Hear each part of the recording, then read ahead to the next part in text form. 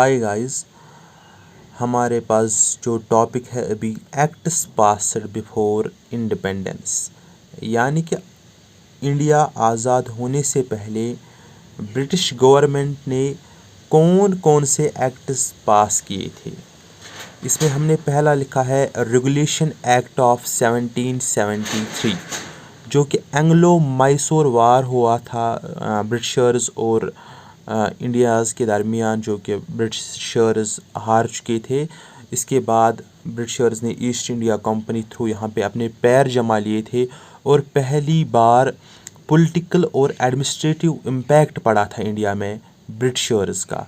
और इसी में हमने देखा जो कि गवर्नर ऑफ बंगाल था, उसको नाम चेंज करके गवर्नर जनरल ऑफ बंगाल रखा गया, जो कि उन दिनों वारन हेस्टिंग थे। इसके बाद हमने दूसरा एक्ट लिखा है यहाँ पे पिट्स एक्ट ऑफ 1783।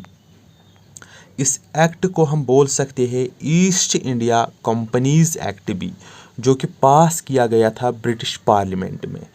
और उन दिनों प्राइम मिनिस्टर थे ब्रिटिश के विलियम पिट, उन्हीं के नाम पे ये एक्ट दिया गया था। इसमें ये काम था कि आप देखिए इंडिया में कैसे काम चल रहा है पॉलिटिकली, कॉमर्शियली या फाइनेंशियली।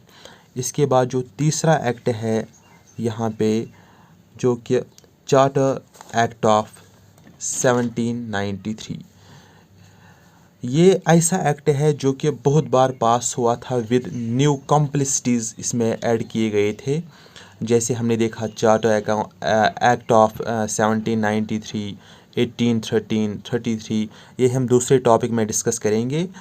और जो ईस्ट इंडिया कंपनी 1793 में थी, इसको हम दो नाम से पुकार सकते हैं, यानी कि charter act of 1793 and east India company 1793।